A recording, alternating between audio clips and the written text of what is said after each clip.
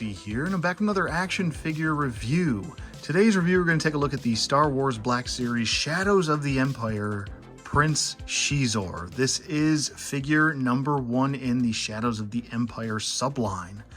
And I was really super ecstatic. This was probably, between this and just the subline being even announced, like one of the biggest deals for me as far as the Black Series goes, probably besides any Luke Skywalker being announced or Darth Malgus or any sort of KOTOR, SWOTOR, EU stuff being announced. That's the stuff I really get excited for, because it's few and far between that we really get those figures. But anyway, we have Xizor here, and I was really anticipating this figure so much this year.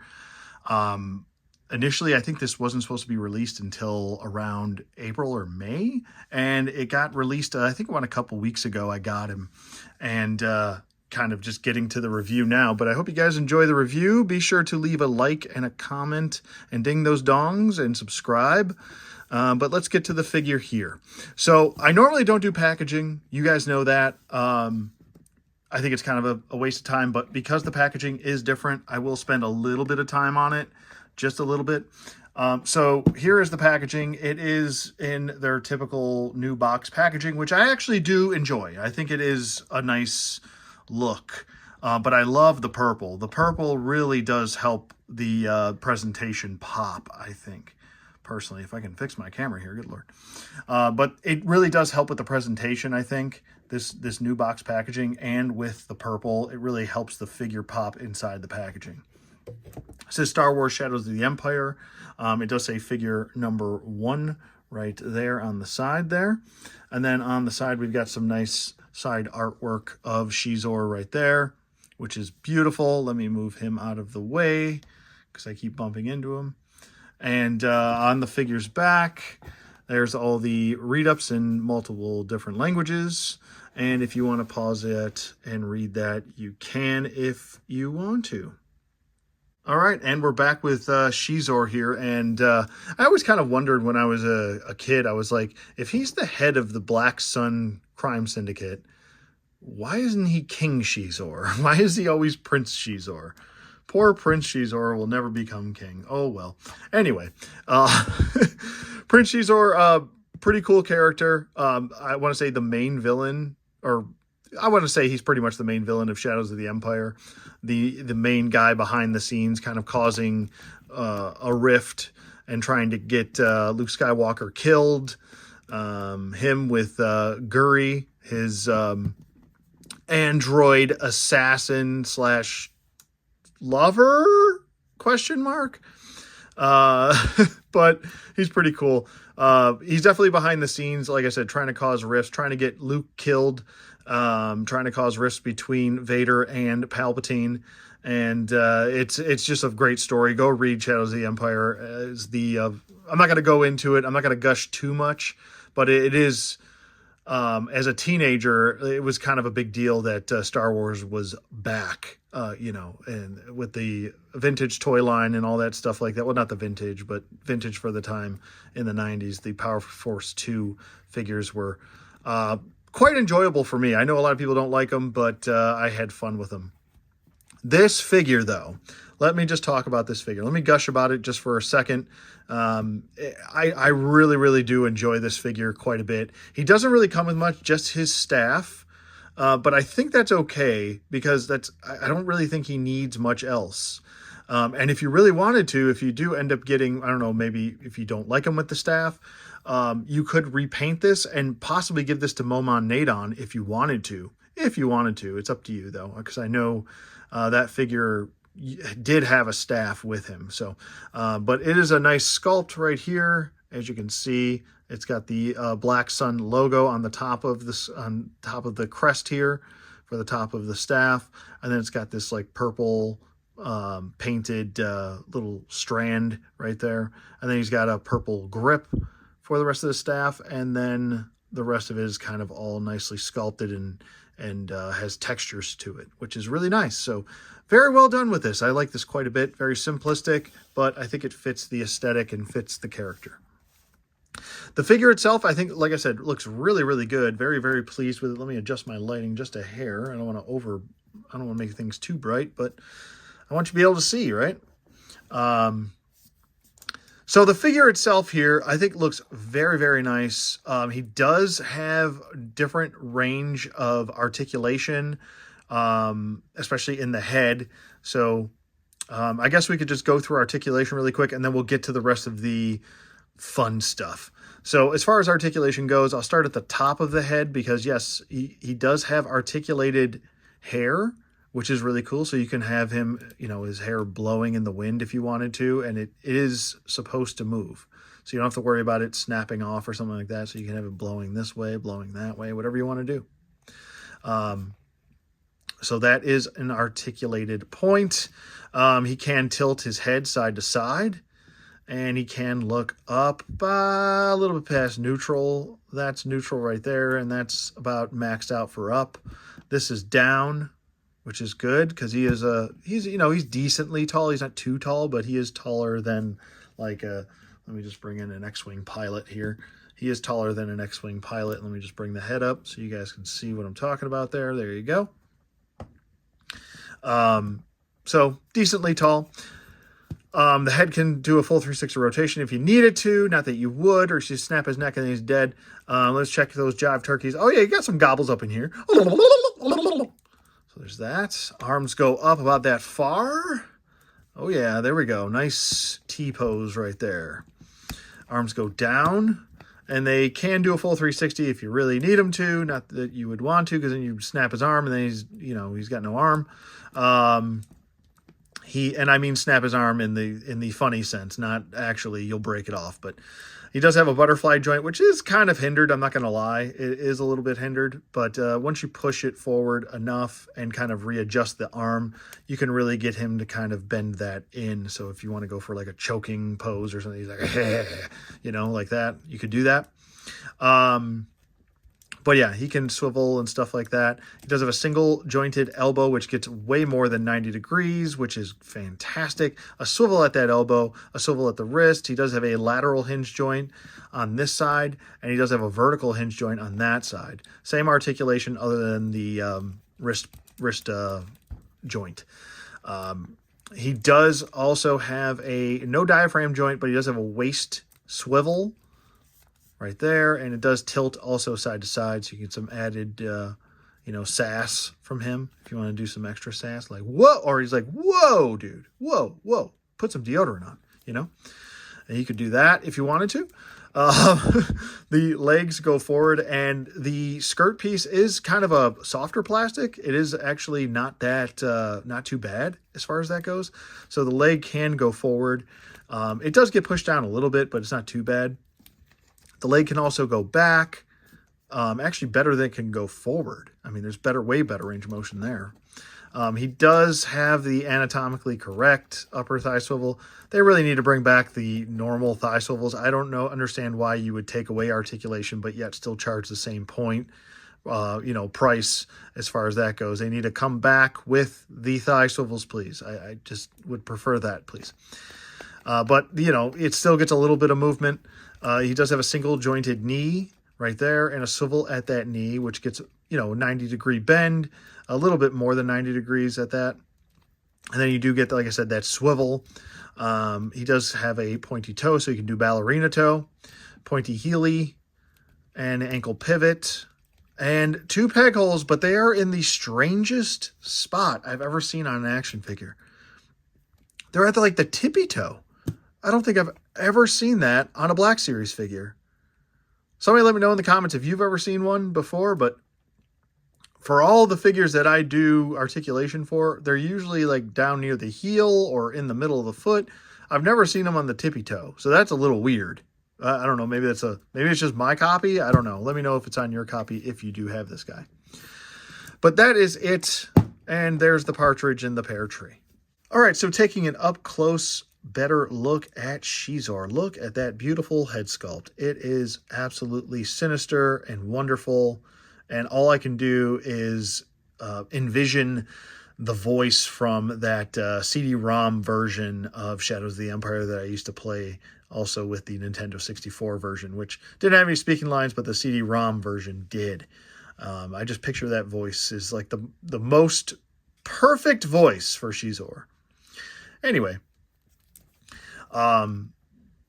turning around to the back, you can see his really nice, this awesomely sculpted spine that he had. And the Power of the Force 2 one had a really awesome looking sculpt as well. He was one of the better, I want to say, sculpted Power of the Force 2 figures way back in the day there. But you can really see the kind of like spines going all the way up, and it's almost like reptilian as far as that goes, all the way up to the back of the head. It looks really, really cool. So that's very, very nice. I like that. The rest of the head, here's the side of the head, and here's the face. I think they did a pretty good job with the face printing technology for that. And even putting some shading and shadowing going throughout the head too. Very nicely done. Especially on the cheeks and everything. It really does bring out that beautiful head sculpt. But the neck piece is also a separate sculpted piece. And then he's got this nice crest going around the collar. Really nicely done. And it's just like a gold plastic with some purple paint. But I think it's pretty fluid throughout and pretty consistent throughout with the purple. He's got these like bicep or muscle clasps, as I always called them, like a wrestler would. Like maybe like a Lex Luger. But I think it looks really good. And then we do have some soft goods here, which I think is a smarter choice than harder plastics. I know there's some people out there, some collectors out there that do like harder plastics over soft goods, but in this case, you really need the soft goods because when you articulate them, if these weren't soft, they would just be kind of sticking out like that when you articulate them. So you really do need soft goods within this line. I think it does have a place. Really nice, good job with the gold paint. It really does kind of break up the monotony of this kind of plastic gold, which is a little bit dull, I'm not going to lie. But this gold paint is very vibrant, very nice. And then there's even like vibrant paint here. You can tell this is just kind of like a plasticky piece because it's not quite as dark as the collar. It is a little bit darker than the gold paint right here on his belt. He's got some more kind of trimming, gold trimming, which is consistent throughout here, here, and here. Working its way all the way down to the back.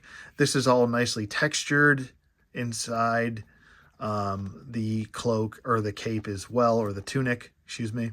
I think he's just got purple pants and with some leg wraps, which I think is also very consistent with how the character is supposed to be portrayed.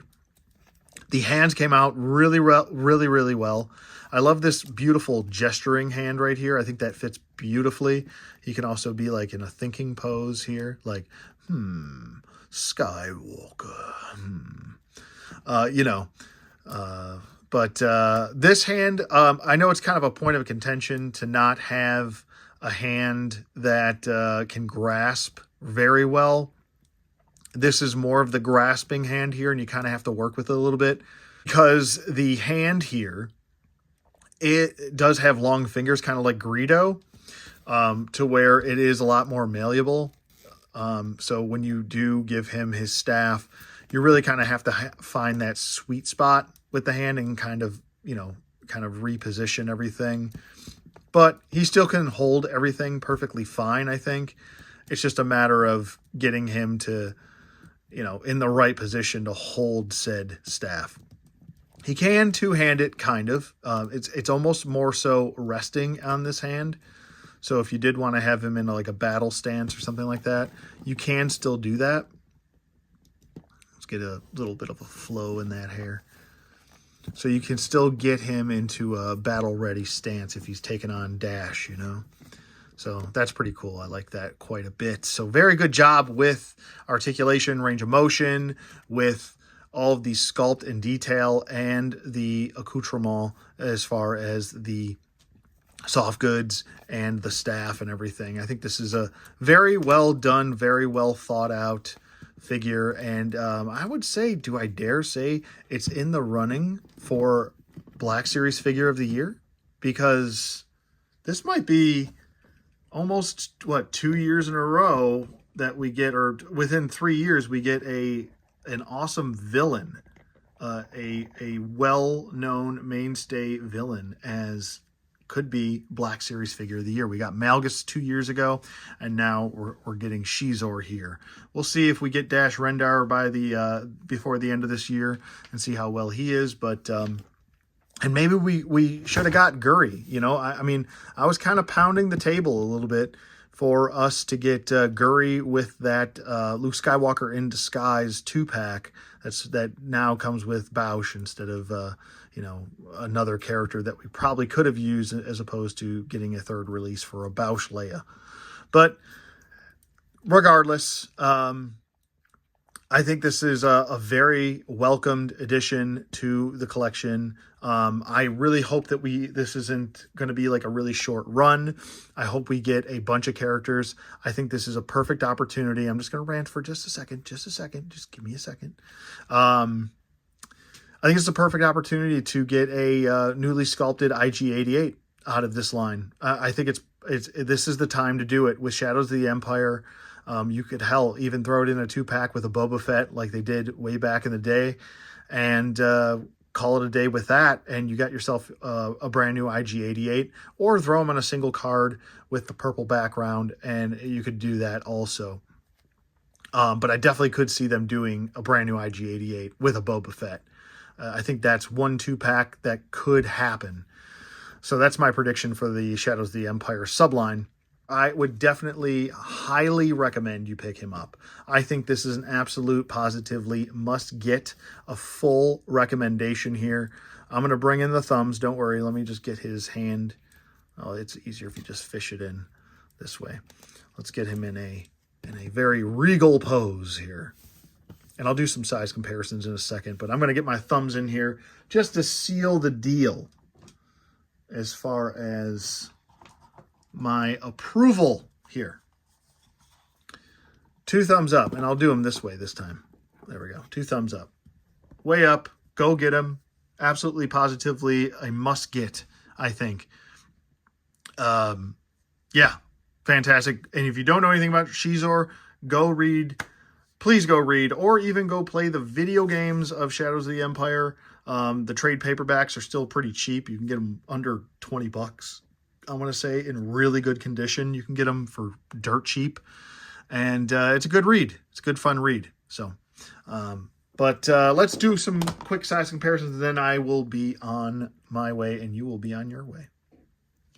Okay, first comparison we're going to do is with a Adventure Series figure, or Adventure Collection, whatever it's called, with the Indiana Jones Temple of Doom Indy. Okay, next up for comparisons, we've got Obligatory Duke from the G.I. Joe Classifieds line. Okay, next up, we've got one of my favorite toy lines, which is the Jada Toys Street Fighter Guile. And next up, we've got a Operation Monster Force Delta Red. Okay, next up, we've got an Action Force figure from Valaverse. It is Colonel Courage. And another one of my favorite figures is the NECA Phantom figure. And we'll do another Marvel Legend here. We've got the new 2-pack Punisher Warzone Punisher. And we'll go with another Jada Toys figure. Another one of my favorite Jada Toys figures is the Invisible Man. And a little bit of a trip down memory lane in that 2-pack, that old 2-pack of Xizor versus Vader. We've got the Empire Strikes Back Vader. And last but not least, we've got another one of my favorite, absolute all-time favorite Black Series figures. It is the Dagobah Luke Skywalker. All right, and that's going to do it for this review. I hope you guys enjoyed. And like I said, thank you to my members. Thank you to all the new subscribers. And thank you for everyone who has continually backed my channel and continually supported me. Thank you so much. I hope you guys really enjoyed this video as much as I did reviewing it. And like I said, I really do think this is a wonderful figure. You should definitely pick it up. Other than that, I hope you guys enjoyed the video. Leave a comment, like, subscribe, and I will see you guys on the flip side.